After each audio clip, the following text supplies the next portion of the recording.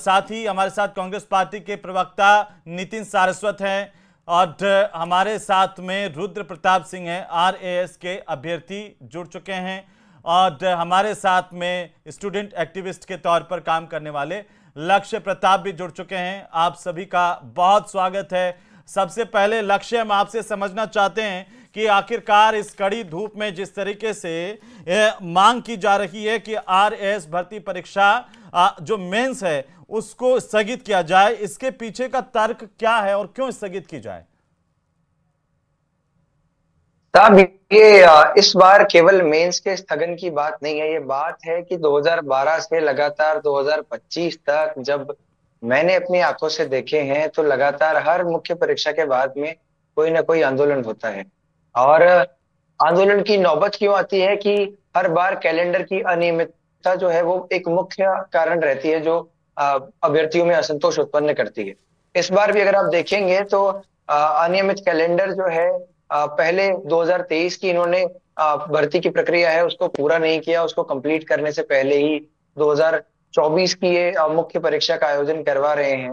उसके अलावा अब आप देखेंगे अगर बहुत सारे अभ्यर्थी जो हैं लगातार पिछले 10 दिनों से राजस्थान विश्वविद्यालय में धरना दिए हुए हैं। अगर ये तर्क दिया जाता है सरकार या आरपीएससी की तरफ से कि नॉन सीरियस एस्पिरेंट्स है, तो आप मुझे ये बताइए कि क्या नॉन सीरियस एस्पिरेंट 48 डिग्री के तापमान में निर्जल अनशन कर सकता है? क्या वो लगातार पूरे दिन सुबह से लेकर शाम तक छाया का त्याग कर सकता है? क्या वो जल का त्याग कर सकता है? वो क्या अन्न का त्याग कर सकता है? और उसमें न केवल उसमें लड़के या छात्र अभ्यर्थी शामिल है, उसमें छात्राएं भी शामिल हैं, उसमें सैनिक भी शामिल हैं, पूर्व सैनिक भी शामिल है।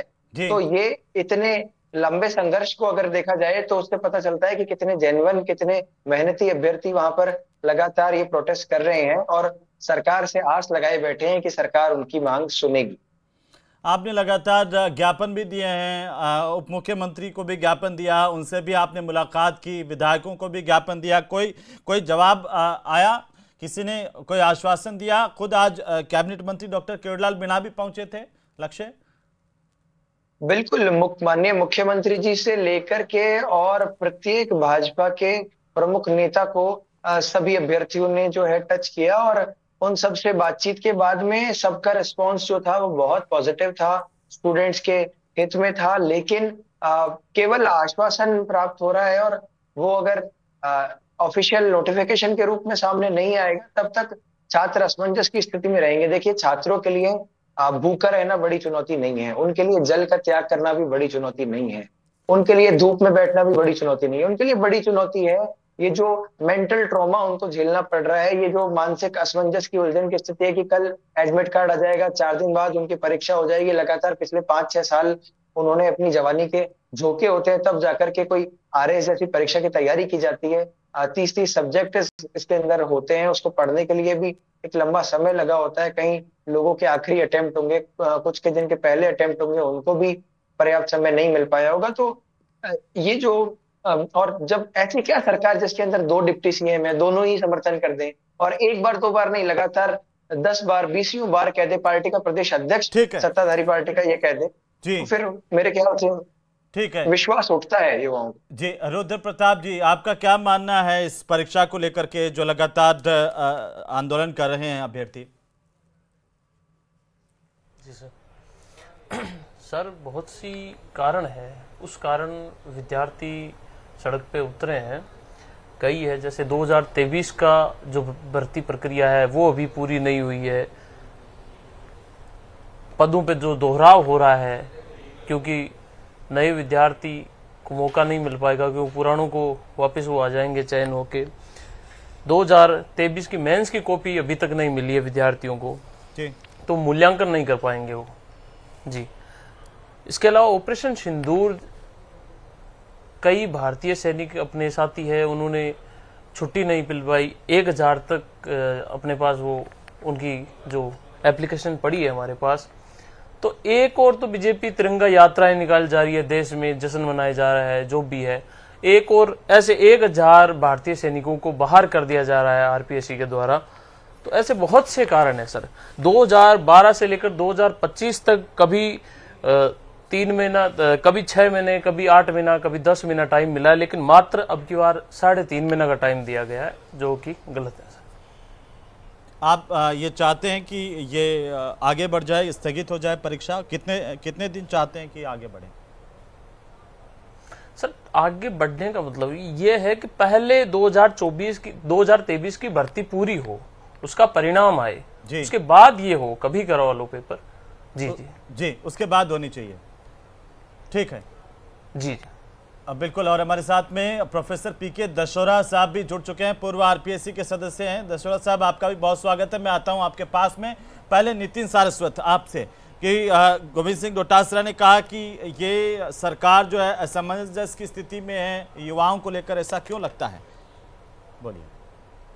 तो मैं ये कहना, ऑपरेशन सिंदूर के टाइम पे हमने पार्टी से हटके सारी बातें की हैं, तो ये भी मुद्दा उस ऑपरेशन सिंदूर से कहीं ना कहीं जुड़ा हुआ है, तो इसमें भी हम पार्टी से उठ के बातें करते हैं। मैं आपको पहले 2 मिनट में सारा समराइज करना चाहता हूँ। सबसे पहले, आज ये मांग क्यों उठ रही है? केवल मैं इस मेंस की बात करता हूँ। इसमें कम से कम 1000 जो हमारे क्या नाम से ऑपरेशन सिंदूर के कारण जो सैनिक हैं, जिनको छुट्टियां नहीं मिली और उन्होंने सब कुछ बिना सोचे उन छुट्टी को कैंसिल करके सरहद पे चले गए थे, उनको सीधे सीधे एलिमिनेट किया जा रहा है। सीधे सीधे उनका कोई सुनवाई नहीं हो रही है। उसके अलावा 300 सीट, क्योंकि लगातार पहली वाली वैकेंसी चल रही है और ये वाली चल रही है, तो 300 सीट का दोहराव होगा। और उसके अंदर सोचिए आप, 300 सीट, वो भी स्टेट सर्विस के, अगर वो खराब होंगे, सोचिए ये राजनेता एक एक चुनाव के लिए, एक एक सीट के लिए अपना सब कुछ दांव पे लगा देते हैं। और अगर राजनीति में पता चलता है ना कि उस दिन त्योहार है और वोटिंग नहीं हो पाएगी, तो उस डेट को भी आगे खिसका देते हैं। यहाँ अभ्यर्थी केवल आरएस मेंस को आगे बढ़ाने की बात कर रहे हैं, लेकिन उसको नहीं सुना जा रहा। तीसरा, भाई एक आदमी को होता है कि बराबर फेयर चांस मिलना चाहिए। जब एक इंटरव्यू भी दे रहा है, एक मेंस भी दे रहा है, बराबर चांस कैसे मिलेगा? दोनों प्रक्रियाओं में उलझा हुआ है। तो तीसरी बात ये है। चौथी बात ये है कि जब ये मांगे सारी जायज थी और डिप्टी सीएम ने केवल वैसे आश्वासन नहीं, लिखित आश्वासन दिया, 60 विधायक ने, 10 मंत्रियों ने लिखित आश्वासन दिया। उसके अलावा मदन राठौड़ जी ने बाकायदा सार्वजनिक रूप से, तमाम वीडियो मौजूद है, उन्होंने कहा कि आपकी मांग जायज है, मैंने मुख्यमंत्री से उच्च स्तर पे बात कर ली है और आपको 1 या 2 दिन में, और उन्होंने पूरी प्रोसेस समझाई कि आपका इसलिए अभी नहीं हो रहा क्योंकि इसके लिए आरपीएससी अध्यक्ष चाहिए, हमको ये चाहिए, और उसके बाद में आपका नोटिफिकेशन आ जाएगा। तो ये समझिए कि अगर ये चीज नहीं होती है तो एक आज राजनीतिक जो जिम्मेदार पद पे बैठे हुए हैं, आज बीजेपी अध्यक्ष का, चाहे जो डिप्टी सीएम है, उनका पद क्या है? उनका वो समन्वय करने का काम। आज बीजेपी प्रेसिडेंट जनता के बीच में, संगठन के बीच में, सरकार के बीच में समन्वय का काम करते हैं। वो खुद राज्यसभा सांसद है। अगर उनकी बात की कोई साख नहीं होगी तो आप बताइए, अगर 2 डिप्टी सीएम, तमाम विधायकों की, मंत्रियों की बात की साख नहीं होगी तो इस क्या नाम से इस सरकार में किसकी बात की साख होगी? और एक बात कही जा रही है कि पेपर छप गए। मैं कह रहा हूं कि अगर मान लीजिए 2 मियां बीवी राजी नहीं है, आपने कार्ड जबरदस्ती उनकी शादी करने के लिए छपवा दिए, अब कह रहे हैं कि कार्ड छप गए तो बांटने जरूरी है। अरे ऐसे क्या बांटने जरूरी है? बाद में बढ़ जाएंगे जब सब राजी होंगे।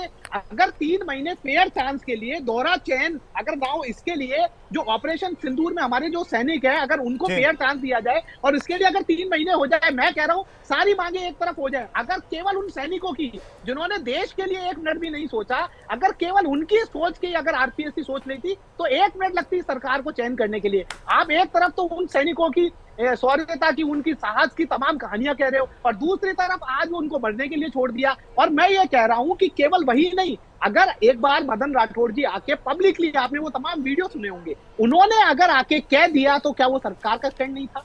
क्या वो सब लोगों का स्टैंड नहीं था? आज वो बच्चे तमाम जो लगातार प्रिपरेशन कर रहे थे, उनकी भी प्रिपरेशन, क्योंकि जब इतना जिम्मेदार पद पे बैठा हुआ व्यक्ति अगर कोई बात का कमिटमेंट कर देता है तो उसकी बात का एक महत्व होता है। हमारे यहाँ ये बोलते हैं कि राम राज्य की सरकार है, तो राम राज्य में तो एक बात थी कि रघुकुल री सदा चली आई, प्राण जाए पर वचन ना जाए, और यहाँ पे तो स्टूडेंट्स के प्राण लेने पे उतारू है ये सरकार। तो आप ये समझिए, ये केवल एक छोटी सी मांग थी, जिसमें केवल ऑपरेशन सिंदूर का ही जो वाजिब मांग थी वो काफी थी। दोहरा चयन ना हो, सैन्य कर्मियों की बात थी, फेयर चांस मिले, सरकार की भी साख रह जाए। अब आप बोलेंगे दूसरा एक पक्ष और है, आप बोलेंगे कि आरपीएससी करवाना क्यों चाहती है? अब आप ये समझिए कि आरपीएससी करवाना क्यों चाहती है। आपको ये लगेगा कि आरपीएससी चाहती है कि चीजें जल्दी हो जाए, तो मैं आपको बता रहा हूँ, आज भी आप ये नहीं बता सकते कि 2023 के इंटरव्यू कब होंगे। दूसरी तरफ आरपीएससी कहती है हम यूपीएससी की तरफ फॉलो करना चाहते हैं। 2023 के इंटरव्यू चल रहे हैं ना, उसकी भी फाइनल डेट नहीं पता है कि वो कब खत्म होंगे। आपको आज भी आप नहीं बता सकते कि फाइनल डेट कब है। चल तो रहे हैं ना, 10 मई। अभी अरे आप समझ नहीं रहे, अभी